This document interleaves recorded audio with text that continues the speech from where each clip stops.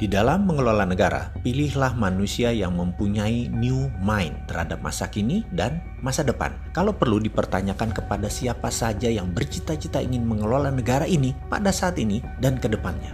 Pertanyaannya sederhana, apakah sekarang dunia masuk ke resesi atau decoupling? Nah, bisa nggak dia jawab? Faham nggak dia?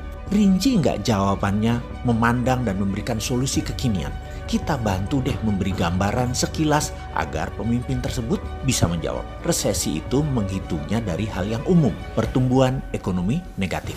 Kebanyakan ekonomi negatif terjadi karena faktor eksternal, di mana pemerintah yang pola pikirnya sederhana tidak pernah siap dengan keterkejutan. Namun, kalau decoupling itu perubahan fundamental dalam parameter ekonomi makro dan dalam kehidupan manusia. Dan entah bagaimana sejak 6 bulan yang lalu saya mengatakan sekarang decoupling. Bahkan sebelum COVID dan resesi saya sudah mengatakan sekarang decoupling. Ada kok rekam jejaknya saya mengatakan hal tersebut.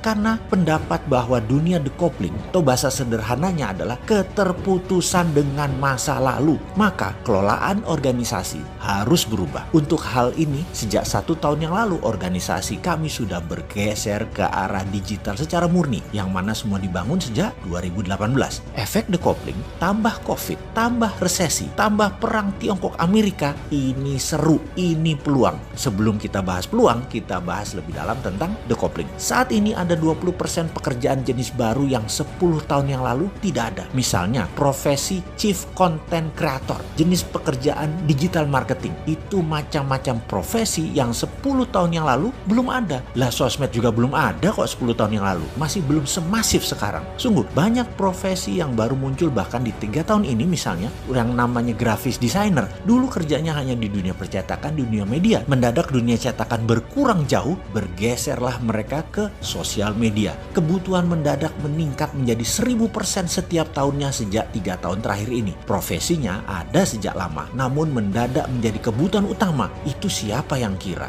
Di masa depan, di tahun 2030 ke sana, diperkirakan ada 60% bidang usaha dan profesi baru yang saat ini belum ada modelnya. Belum tahu apa itu barangnya. Sehingga profesi dan bidang yang saat ini ada, 10 tahun ke depan, 60%-nya bisa hilang atau less needed, kurang dibutuhkan. Semua ini karena kehadiran digital yang terus merubah bentuk ekonomi, sosial, dan budaya sebuah negara dan dunia. Bank akan jadi digital, di mana profesi teller hilang dalam 5 tahun ke depan. Cabang bank akan tutup besar-besaran dalam 5 tahun ke depan. Banking berubah, dunia funding berubah, dunia lending berubah juga. Aturan mainnya semua berubah. Hakim lapangan atau otoritas keuangan mendadak bingung dengan caranya dan cepatnya tumbuh dunia digital. Mau disemprit karena offside, mereka main kasti. Ya nggak bisa disemprit lah. Dilarang di Indonesia, mereka buka di Singapura, main lewat udara, langsung global. Pemerintah Indonesia nggak bisa apa-apa juga. Apalagi pemerintah yang gagap tidak bervisi digital.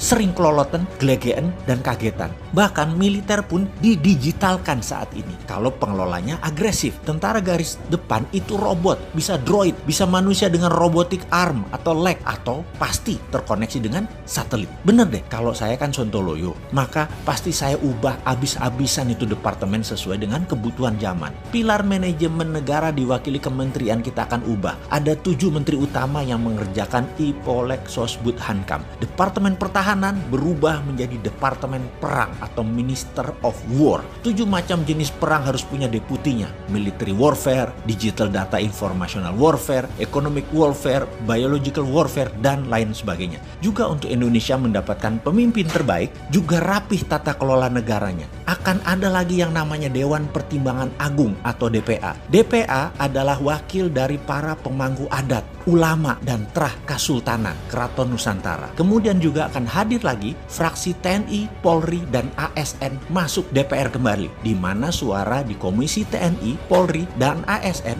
masing-masing 5%. Semua wakil rakyat dari TNI, Polri, dan ASN adalah pejabat yang masih aktif yang bisa dipergilirkan setiap 1, 2, 3 tahun tergantung pimpinan mereka. Dalam pemilihan presiden, suara rakyat adalah 80%, suara DPR 10%, suara DPA 5%, suara MPR 5%. DPR, MPR, DPA menyetujui GBHN garis besar haluan negara 100 tahun Indonesia, di mana setiap pemerintahan yang menjabat harus mempunyai cara untuk mencapai target tersebut atau nation interest tersebut. Misalnya, GBHN Indonesia Emas 100 tahun merdeka, yaitu di tahun 2045, yaitu 25 tahun dari sekarang. Indonesia memiliki kekuatan pendidikan nomor 3 besar, ekonomi nomor 2 besar dunia, teknologi 3 besar dunia, sistem kesehatan 3 besar dunia, kendali pangan nomor 1 terbesar di dunia, pertahanan keamanan nomor 3 terbesar di dunia, kendali informasi nomor 3 besar dunia, kendali sistem keuangan 3 besar dunia,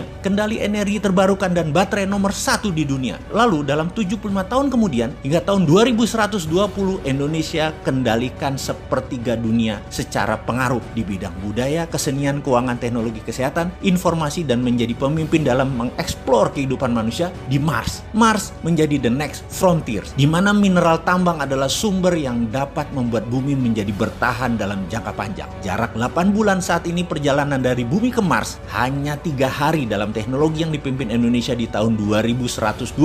Saat itu tambang mineral Mars mayoritasnya adalah milik Indonesia. Ini sontoloyo kan otaknya? Ya begitulah kalau mau menang bernegaranya. Jangan menarget yang tanggung-tanggung. Masa mimpi aja nggak berani? Emang mimpi dibaserin?